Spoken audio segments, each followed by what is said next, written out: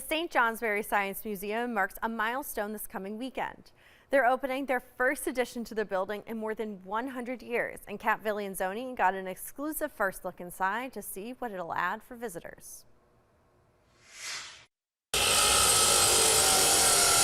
With just days to go before it opens to the public, the Tang Science Annex is a flurry of construction chaos. The finishing touches are going in on the Fairbanks Museum and Planetarium's first new building since 1895. It's been years in the making. We're so excited.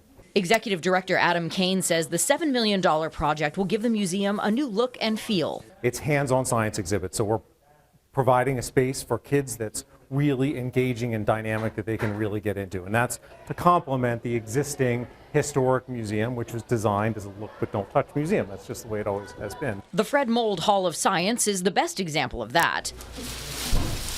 Exhibits currently safe under plastic will teach kids and adults about atmospheric sciences like the Coriolis effect, lightning,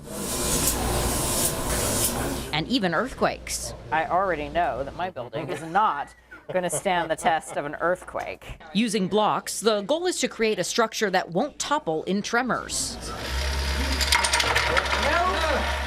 So, the thing is, you do it again. And you would experiment and figure it out again and again until you're able to build a building that is more sound. And their other goal is accessibility. So what's also a first for the museum as a whole is this, an elevator.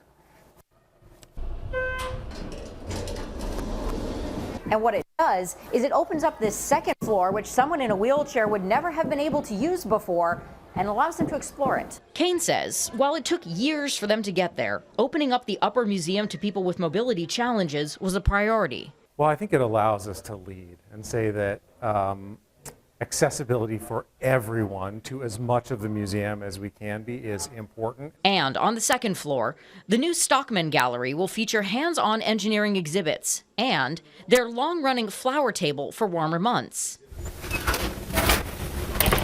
Outside, the Peter Welch Science Discovery Deck will allow kids to make some noise with musical instruments and more. There's whisper dishes, there's all sorts of things for kids to get into. And good to have the noise-making devices outside. Absolutely, yeah. Not that we're ever a quiet museum, but yes. In the basement, the Community College of Vermont is moving in, too, something Kane calls a perfect pairing for the museum. We just can't wait to show it off. And he'll be able to do that on Saturday at their grand opening to the public.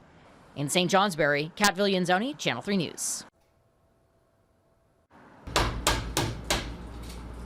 Well, that new science annex has been in the works for 6 years now and under construction since 2022. And when it's done, it'll be the state's first mass timber building. Mass timber is designed to mimic the strength of steel or concrete, but using more sustainable materials like wood. The laminated wood pieces make up almost the whole building, and much of the wood is sourced from forests in Vermont and New Hampshire.